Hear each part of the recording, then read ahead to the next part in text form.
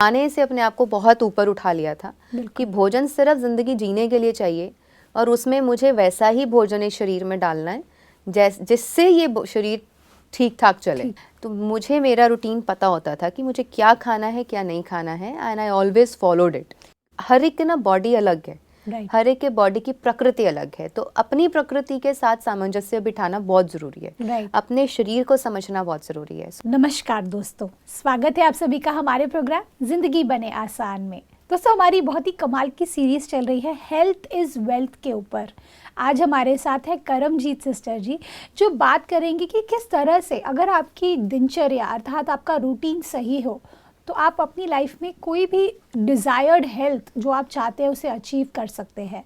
साथ ही साथ हम ये भी जानेंगे कि हमारा जो नज़रिया है वही हमारी हेल्थ को क्रिएट करता है, हमारी थॉट प्रोसेस जो है वही हमारी हेल्थ को क्रिएट करता है। इसके बारे में जानने के लिए हमारे साथ है करमजीत सिस्टर। आइए उनसे बातें करते हैं। ओम शांति sister, welcome to our show. ओम शांति सिस्टर, पिछले एपिसोड में हमने जाना कि in spite of being an arthritis patient for a long time आपने उससे पूरी तरह से विजय हासिल किया, और साथ ही साथ ना सिर्फ विजय हासिल किया, बाकी कई लोगों को आप उसका एक ज़रिया बन गए हैं उन सभी को भी हील करने के लिए। मैं जानना चाहती हूँ सिस्टर कि आई एम श्योर आपने कुछ तो सही किया होगा जिसकी वजह से आज आप उससे टोटली क्योर हो गए हैं। तो वो स्पेसिफिक रूटीन अगर आप हमारे साथ शेयर कर सके तो हमें बहुत मदद होगी। श्योर। आर्थराइटिस के चलते सबसे पहले जो समझने की बात है वो ये है कि इट्स अ वात रोग। तो वात जो हमारे बॉडी में एक्यूमुलेट हो जाता है, कुपित होता है, शमन होता है, या जब भी वात एग्रवेट होता है तो उसकी वजह से वात से जुड़ी हुई प्रॉब्लम्स जो है हमारी बॉडी में आती हैं। It can be any other problem also, and one of them is rheumatoid arthritis. इसलिए इसको आम वात कहा जाता है, संधिवात कहता है, कोई आम वात कहता है। किसी को संधिवात होता है, किसी को आम वात होता है, तो किसी को गठिया होता है। Then it's the last stage is gout also. तो बहुत सारी चीज़ें हैं। यूरिक एसिड बढ़ने से और उन चीज़ों की प्रॉब्लम्स को एग्रवेट होने से भी आपको पेन्स होती हैं, पैरों के तलवों में दर्द होता है, बहुत सारी चीज़ें होती हैं। सो जैसे कि हमने अपनी पिछली सीरीज़ में भी डिस्कस किया था कि इस बॉडी के अंदर 2-3 काम चलते हैं। हम खाना खाते हैं तो वो डाइजेस्ट होता है, फिर एब्जॉर्ब होता है, फिर एक्सक्रीट होता है। तीनों काम अच्छे चल रहे हैं, आप फिट रहेंगे, आपको कुछ नहीं होगा। तीनों कामों में से अगर डाइजेशन अच्छी नहीं है तो बाकी के 2 रहने दो, तो होंगे ही, सही नहीं हो सकते। बिल्कुल। अगर डाइजेशन हो गई है पर एब्जॉर्प्शन नहीं हुई है तो न्यूट्रिएंट्स प्रॉपर नहीं मिलेंगे हमें। आप कहेंगे खा तो हम सब कुछ रहे हैं लेकिन लग नहीं रहा, इसको हम कहते हैं लग नहीं रहा। वो लग नहीं रहा, वो ये वाला पार्ट है कि एब्जॉर्प्शन नहीं है। चलो डाइजेस्ट भी हो गया, एब्जॉर्ब भी हो गया, लेकिन अपान वायु आपकी ठीक नहीं है, तो इसलिए एक्सक्रीशन अच्छी नहीं है, आपका कॉन्स्टिपेटेड रहता है स्टमक, बाउल्स अच्छे से क्लीन नहीं होते, या आपका प्रॉपर सिस्टम ही अच्छा नहीं है, एक्सक्रीटरी सिस्टम अच्छा नहीं है। तो एक्सक्रीशन अगर नहीं होगा, again there is a problem. So तीनों ही चीज़ें, इनपुट, देन उसकी प्रोसेसिंग एंड देन आउटपुट, अगर तीनों ठीक है आप फिट हैं। इसीलिए कहते हैं पेट साफ तो मतलब दर्द दफा। हाँ, पेट सफ़ा तो रोग दफ़ा। तो इसीलिए ये बात को बोला जाता है कि स्टमक से भी जुड़ी हुई सैकड़ों बीमारियां हैं जो सिर्फ एक पेट खराब होने की वजह से होती हैं। और हमने अपनी पिछली होलिस्टिक वेलबींग की सीरीज़ में भी उसको लिया था कि स्टमक से जुड़े हुए प्रॉब्लम्स को हमें कैसे ठीक करना है, स्टमक को कैसे ठीक रखना है। इसीलिए जो एक यौगिक रूटीन आ जाती है, यौगिक लाइफस्टाइल आ जाता है, यौगिक डाइट आती है, वो सारी चीज़ों को अगर हम समझते हैं और योग एक आयुर्वेदा को समझ करके हम अपनी छोटी छोटी चीज़ों पे काम करते हैं तो बड़े बड़े रिजल्ट्स मिलते हैं।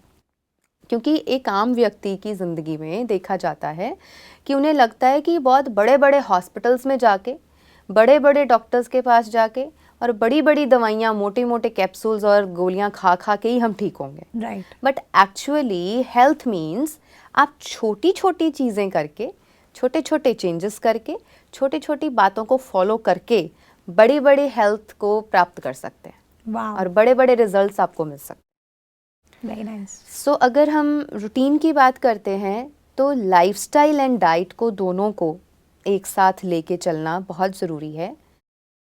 आई थिंक इसमें मेरे पेरेंट्स का योगदान रहा है बहुत ज़्यादा, because my father is very disciplined and अगर पता है कि ये चीज़ नहीं करनी तो नहीं करनी, तो नहीं खानी तो नहीं खानी। दिस इज़ समथिंग मैंने उनसे सीखा ये चीज़ कि जैसे जैसे मैं एक्सपेरिमेंट करती गई कि वात रोग में कुछ सीखा, कुछ दूसरों से जो इसमें ऑलरेडी हैं, थेरेपिस्ट्स हैं या कुछ हैं, उनसे भी सीखा, कुछ कुछ उनसे समझ लगी, कहीं देखा कि कहीं वो भी कुछ गलत बता रहे हैं तो खुद का एक अध्ययन किया, अपने तरफ से उस चीज़ का एक्सपेरिमेंट किया खुद की बॉडी पे।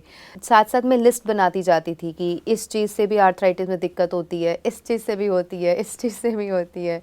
तो वो सभी चीज़ों को ना आई स्टार्टेड लिविंग। अच्छा। जब तक मुझे एक्यूरेट होम्योपैथी नहीं मिली तब तक मैंने उन चीज़ों को अवॉइड कर दिया। And can you imagine that for 8 long years मैंने चावल नहीं खाया। फॉर 8 लॉन्ग ईयर्स मैंने कभी राजमा नहीं खाया, कभी गोभी नहीं खाई, कभी भिंडी नहीं खाई, ब्लैक चने, वाइट चने, अरबी और गोभी, पत्ता गोभी, मतलब कोई भी ऐसी चीज़ें जिससे वात बढ़ता है वो नहीं खाया। मूली हो गया, देन शलगम, फिर एट अ लेटर स्टेज कभी शिमला मिर्च से भी प्रॉब्लम क्रिएट हुई। तो दालें, पल्सेस ऑल्सो, हम छिलके वाली दालें नहीं ले सकते क्योंकि उससे भी प्रोटीन बहुत ज़्यादा होता है। तो प्रोटीन बॉडी में एक्यूमुलेट रहता है, वो डाइजेस्ट नहीं होता, एब्जॉर्ब नहीं होता, तो उसकी वजह से भी हाई प्रोटीन्स की वजह से भी आर्थराइटिस का पेन बढ़ जाता है। तो वो सभी चीज़ों को अवॉइड, ये नहीं खाना, ये नहीं खाना, ये नहीं खाना। सो इट वाज लाइक ठक ठक ठक ठक ठक, everything cross cross cross cross. तो वो कभी मैंने नहीं सोचा, आई हैड नेवर, मतलब अपने आप को कभी रियलाइज़ भी नहीं कराया ये कि I am not having this. So खाने से अपने आप को बहुत ऊपर उठा लिया था कि भोजन सिर्फ ज़िंदगी जीने के लिए चाहिए और उसमें मुझे वैसा ही भोजन इस शरीर में डालना है जिससे ये शरीर ठीक ठाक चले। हालांकि कई बारी कुछ ऐसे प्रोग्राम्स होते थे, फंक्शंस होते थे, कहीं बाहर जाते थे हम। I went to Canada to represent India in 2014। तो उस समय भी बाहर भी गए, विदेश भी गए, देश में भी, सब जगह स्टेट्स में जाते थे। तो मुझे मेरा रूटीन पता होता था कि मुझे क्या खाना है, क्या नहीं खाना है, and I always followed it. पर सिस्टर, ये चीज़ एक बहुत ज़्यादा देखी जाती है कि जब हम बीमार होते हैं, स्पेशली सपोज अगर बुखार हो गया, ठीक है, तो जैसे मेरी एक फ्रेंड है, उनकी ये आदत है, अगर वो बीमार हो जाएंगे ना तो उनको खाने से खुशी मिलती है। तो फिर वो कुछ इंटरेस्टिंग बनवाएंगे, कभी बोलेंगे मुझे मीठा खाना है, मम्मी को बोलेंगे, कभी बोलेंगे कि नहीं मुझे कुछ अच्छा सा बना के खिलाओ, मेरा मन नहीं अच्छा लग रहा तो मुझे अच्छा खाना है। तो फूड में हम हैप्पीनेस ढूंढते हैं, बिल्कुल है, जो आपने नहीं किया। तो वो कैसे आपने उस चीज़ को अचीव किया? With an alternative dishes. वो डिशेस जिनको खा करके भी नुकसान ना हो। और मतलब कह सकते हैं कि तला भुना तो I used to never have, लेकिन अगर कभी दिल भी करता था तो कुछ ऐसी, जैसे मान लो कि फॉर एग्जांपल कि मूली की परांठी खाने का मन कर रहा है, एंड मूली हम नहीं खा सकते आर्थराइटिस में, उससे वात किसी किसी को प्रॉब्लम होती है। हर एक की ना बॉडी अलग है, हर एक के बॉडी की प्रकृति अलग है, तो अपनी प्रकृति के साथ सामंजस्य बिठाना बहुत ज़रूरी है। अपने शरीर को समझना बहुत ज़रूरी है। सो आई न्यू कि मुझे तो प्रॉब्लम होती है, तो आई यूज नेवर हैड। बट मैं उसका एक जस्ट एग्जांपल दे रही हूँ कि मान लीजिए आपको मूली की परांठी खाने का मन है और आप नहीं खा सकते, आप मूली का कंटेंट बहुत थोड़ा रखिए, साथ में आप अदरक भी डालिए कद्दूकस करके, और उसके साथ आप मेथी के पत्ते भी डालिए। तो मेथी और अदरक मूली के साथ होने वाला जो वायु है उसको बैलेंस कर देगा। वो दो गर्म चीज़ें, एक वात वाली चीज़, वो बैलेंस करके उसको जब आप बनाएंगे न्यूट्रलाइज कर देगा, फिर आप खाएंगे तो आपको इतनी तकलीफ नहीं होगी। बट आर्थराइटिस में मेरे साथ तो ये होता था कि सारा दिन सही रूटीन फॉलो कर रहे हैं, तो एक चम्मच कुछ गलत खा लिया ना तो उससे भी दर्द बढ़ जाता था। सो आई हैड दैट, मतलब वो एक स्टडी किया खुद पे, because I was not having allopathy medicine, I was not having steroids, I was not having pain killers. तो उसकी वजह से हर चीज़ को बहुत अच्छे से मैं स्टडी कर पाती थी। बट ये चीज़ मेरे साथ इसलिए थी because my body is hyper sensitive. So hyper sensitivity की वजह से मेरे साथ ये ऐसा सब होता था कि आज खाया तो कल पता चल जाएगा। मे बी किसी की बॉडी सेंसिटिव नहीं हो और उनको डाइजेस्ट सब कुछ हो ही जाता हो, तो शायद उनको इतना फ़र्क नहीं पड़ता, because of being very hyper sensitive and sensitive to everything, चाहे वो डस्ट है, गंदगी है, या खाने पीने की कोई भी चीज़ किसी और ने बनाई है, किसी की नज़र पड़ गई है, तो वो छोटी छोटी चीज़ें भी हमें प्रभावित करती हैं। इसीलिए हमारे दादी हमेशा बताया करते थे कि पुराने ज़माने में छोटे बच्चे को, नवजात शिशु को भी, और एक छोटे बच्चे को माँ जब दूध पिलाती थी तो हमेशा पर्दा करके पिलाती थी।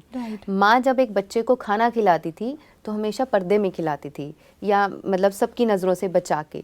सो वो नज़र का भी बहुत बड़ा इफ़ेक्ट, प्रभाव रहता है हमारे ऊपर। या तो फिर एक वो लंगर की तरह हो, एक कॉमन हो जिसमें सभी लोग इन्वॉल्व हैं, खा सकते हैं। या अगर किसी स्पेसिफिक पर्टिकुलर पर्सन की नज़र पड़ जाएगी किसी खाने पीने की चीज़ में, वो भी कहीं ना कहीं इफ़ेक्ट कर जाती है।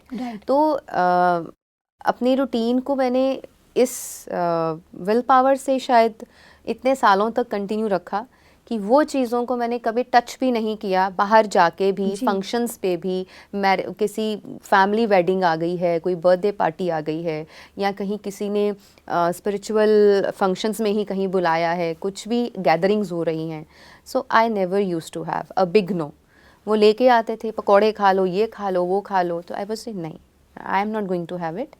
क्योंकि फिर लोग क्या बोलने लगते हैं, खा लीजिए, इतने प्यार से बनाया है। हाँ। कोई बात नहीं, आपने प्यार से बनाया है, we respect you, but I even respect my body.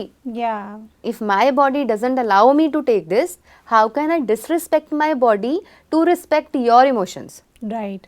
तो ये भी एक समझने की बात है। ये बहुत बड़ी बात आप कह रहे हैं। ये चीज़ें अक्सर देखी हैं। मेरे को जब पेशेंट्स बात करते हैं तो वो बोलते हैं, वो ना गए थे तो इसलिए वहाँ बना था, तो वो कह रहे थे तो हमने खा लिया। तो मैंने कहा, दर्द कौन भुगत रहा है? दर्द को कौन झेल रहा है? कहते, मैंने कहा, फिर बताते हैं हम। मैंने कहा, आपको ये चीज़ों की समझ होनी चाहिए जी, कि जस्ट बिकॉज उसने बनाया है और आप खा रहे हैं, this is something you are disrespecting your own principles and your own body. Right. हाँ, आपकी डाइजेस्टिव पावर इतनी अच्छी है कि जहर को भी पचा लेते हो, तो फिर खाओ जो मर्जी। सो इसीलिए we always say to that we have to work on curing the person, curing the system and not the diseases. बीमारियां नहीं ठीक करनी, अपना सिस्टम ठीक करो। और इतना स्ट्रॉन्ग सिस्टम होना चाहिए कि अगर पॉइजन भी अंदर चला जाए तो बॉडी उसको एग्जिट कर दे। तो वो पावर है हमारी बॉडी में, वो पावर भी है, और माइंड की पावर उससे भी डबल है। राइट। क्योंकि हालांकि अभी थोड़े दिन पहले I was studying a research कि एक व्यक्ति को आंखें बंद करके ये बोला गया कि आपको एक सांप से डंक मरवाया जाएगा अभी, और एक दूसरे व्यक्ति को बोला गया, मतलब एक्चुअली मतलब उस पर ही एक्सपेरिमेंट हो रहा था जी। कुछ ही दिन पहले मैंने वो रिसर्च पेपर पढ़ा जी। तो वो स्नेक बाइट नहीं था, वो नीडल थी। वो नीडल को प्रिक किया गया, नीडल उनके स्किन में लगाई गई, जैसे ही वो नीडल लगी द पर्सन डाइड। और उनका जब ब्लड टेस्ट किया गया तो उसमें वो पॉइजन पाया गया, उस स्नेक का पॉइजन भी उसमें पाया गया। वो कैसे पॉसिबल हुआ? Mind, this is the power of mind. मतलब माइंड ने अगर सोच लिया बिकॉज ऑफ दैट इंफॉर्मेशन कि स्नेक बाइट हो रहा है, थी नीडल, और उसने वो इमेजिनेशन से उसको क्रिएट कर लिया अपनी बॉडी के अंदर। तो वो कैसे क्रिएट हुआ? क्योंकि देखिए उस वक्त वहाँ पे तो वो सांप था नहीं जी, और वो नीडल में भी उसका कोई ऐसी मात्रा में डाला नहीं था, तो वो बॉडी ने क्रिएट किया। Yes, mind has created the thought and that has manifested in the body, so the chemical reactions have taken place. तो आज जब यही इसी चीज़ को लेके मैं एक आर्थराइटिस के पेशेंट को ये कहना चाहती हूँ जी, कि सबसे पहले तो ये सोचना छोड़ दीजिए कि इसका इलाज नहीं है। क्योंकि the very first information you get from rheumatologist और वैद और एनी डॉक्टर जी, वो यही कहेंगे आपको, इसका इलाज नहीं है, सारी उम्र दवाई खानी पड़ेगी और ऐसे ही चलेगा। पहले तो let's work on the mind, let's change our belief system. इलाज है, ठीक हुआ जा सकता है, खुद की कोशिश से, अपनी समझ से, अपनी एक विजडम से और एक नॉलेज से हम ठीक हो सकते हैं। सिस्टर, जब हम बात करते कोई भी बीमारी की, जब वो बीमारी आती है तो हम कई बार गूगल करते हैं, हम नुस्खे ढूंढते हैं, कई लोग नेचुरल इलाज भी ढूंढते हैं, कई लोग मेडिसिन्स भी गूगल पे देखकर, यूट्यूब पे देखकर लेते हैं। कैसे पता चले वो थिन लाइन, क्योंकि आपने अपनी खुद की स्टडी के थ्रू अपने आप को हील किया है, राइट? तो आपने वो थिन लाइन कहाँ तक देखी कि भाई यहाँ तक मुझे अपने ऊपर एक्सपेरिमेंट खुद करना है, इसके बाद मुझे किसी की ज़रूरत पड़ेगी, या किसी के इंस्पिरेशन की, या किसी के सजेशन की, या किसी के फीडबैक की, या गाइडेंस की? कैसे पता चला? बिकॉज आज ये बहुत बड़ा प्रॉब्लम है कि हम खुद ही अपने डॉक्टर बन जाते हैं और फिर हम शायद कुछ गलत रास्ते पे भी जाते हैं और कुछ गलत चीज़ें का सेवन कर लेते हैं, जिसकी वजह से हमें तकलीफ होती है। तो क्या किया जाए? एक बहुत ही हंसी की बात है यहाँ पे जी। आज जितने भी आरए के पेशेंट्स मुझ तक पहुँचते हैं, they are coming through the videos. जी। वो वीडियो देखते हैं, उन्हें पता चलता है, वो कनेक्ट करते हैं। Honestly speaking, during my journey 10 long years मैंने एक बार भी यूट्यूब को सर्च नहीं किया था। एक बार भी। I never relied on any video, any shorts, nothing. Okay. It was completely a different insight into Ayurveda and naturopathy, and on the later stage, of course, accurate homeopathy. Right. मैंने कभी भी किसी को सर्च नहीं किया, कभी भी किसी को नहीं ढूंढा, कभी भी किसी को नहीं सुना यूट्यूब पर, कभी नहीं सर्च किया मैंने कि कैसे ठीक होगा या इसका इलाज क्या है या what is the cure for arthritis. I never. And this is very important, क्योंकि मैं ये अपने दर्शकों से भी बोलना चाहूँगी कि ये बहुत इंपॉर्टेंट पहलू आप अभी बता रहे हैं, क्योंकि एक तरफ हमें बोल रहे हैं कि आपने सेल्फ स्टडी के थ्रू हील किया, लेकिन आपने जरिया क्या यूज़ किया? The source was the original Ayurveda. Right. तो रियल नॉलेज, जो रियल प्योर नॉलेज है, आपने उसको लेकर के अपनी लाइफ में उसको यूज किया। क्योंकि अगर हम वाघभट जी को देखते हैं तो he was the person who experimented everything. जी। और उन्होंने एक इतनी विशेष समझ के अनुसार 7000 सूत्र दे दिए। वाह। तो आखिर तो उस ऋषि में कुछ महानता रही होगी, उनका अपना खुद का जीवन ऐसा रहा होगा कि वो इस दुनिया को 7000 सूत्र दे गए। अष्टांग हृदयम, अष्टांग संग्रह अगर हम उठा के पढ़ने लगे तो नहीं पढ़ सकते। Even I am not that good in Hindi, हमें इतना हिंदी नहीं आता है। वो उसमें इतने संस्कृत के श्लोक लिखे हुए हैं, वो कुछ समझ में ही नहीं आता कैसे पढ़ना है। So when I started studying Nighantu, उसमें भी मैंने किसी की हेल्प ली थी। मैं फटाफट पूछती थी कि इसका मतलब क्या है, इस शब्द का मतलब क्या है, क्योंकि it's in Hindi, it's not in English. तो वो हिंदी को सब समझना और वो किस प्रभाव में कैसे लिखा हुआ है, वो डेप्थ है। अब जैसे मान लीजिए कोई भी एक प्रॉब्लम है, मधुमेह की प्रॉब्लम है, डायबिटीज़ है, बहुत तरह की होती है, उसमें भी रेमेडीज़ की अब जब हम बात करते हैं तो रेमेडीज़ का परिप्रेक्ष्य बदल जाता है with the change of a person. उसमें बहुत कुछ लिखा रहता है कि ऐसा है तो इसको ये दे दो, ऐसा व्यक्ति है तो उसको उसके लिए ये रेमेडी है। लेकिन जब आप किसी को ऐसे यूट्यूब पे सुनते हैं, क्या वो उसी सोर्स को रेफर करने के बाद वीडियो बना के दे रहे हैं वो आपको? है ना? तो ये चीज़ एक समझनी चाहिए या इस चीज़ को परखना चाहिए, from where that information is coming, right, what is the source of the information. So जिसने किसी ने एक्सपेरिमेंट करके या किसी चीज़ का बहुत अध्ययन करके फिर लिखा है, तो उसी सोर्स को उठा करके जब आप किसी की मदद करेंगे या किसी को बताएंगे तो निश्चित है कि उससे आपको अच्छा रिजल्ट मिलेगा। ट्रू। ओनली सिर्फ चैनल मेरा बने और वीडियोस बने, फिर सब्सक्राइबर्स बढ़े, फिर मोनेटाइजेशन हो जाए, सिर्फ उसके लिए अगर करेंगे तो that will not give particular ऐसा रिजल्ट जैसा हमें वास्तविकता में चाहिए। क्योंकि ये मैं खुद भी फेस करती हूँ कि मेरे पास जो पेशेंट्स आते हैं तो वो बोलते हैं हमने एक वीडियो देखी थी, उसमें ऐसा बताया था, हमने किया, हमारा नुकसान हो गया।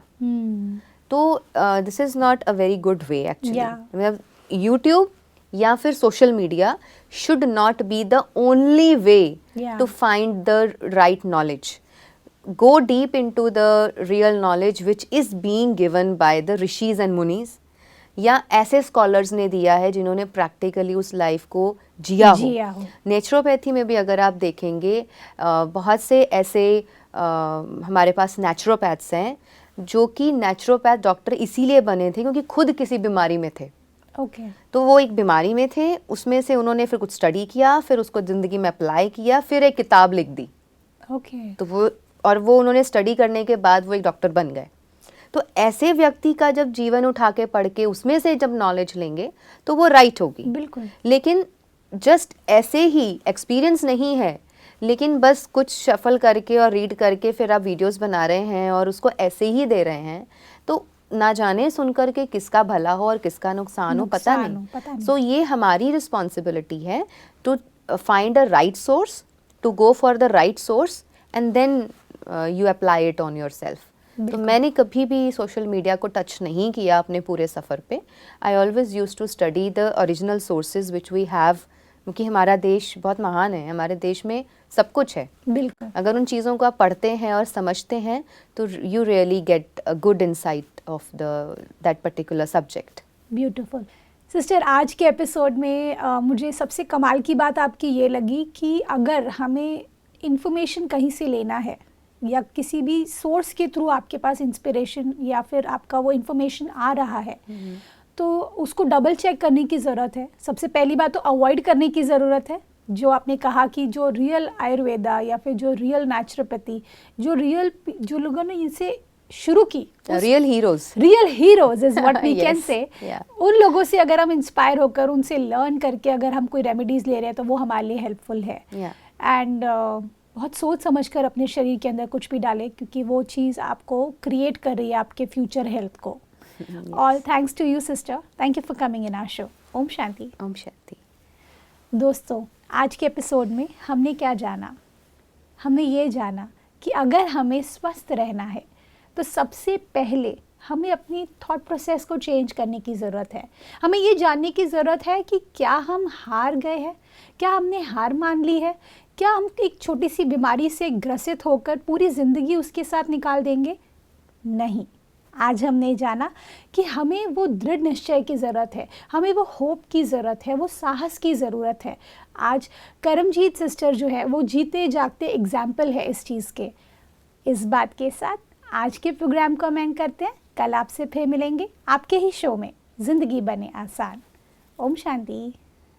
अधिक जानकारी के लिए संपर्क करें जिंदगी बने आसान, Brahma Kumaris Godlywood studio, Shantivan, Abu road. Call 8094913 487।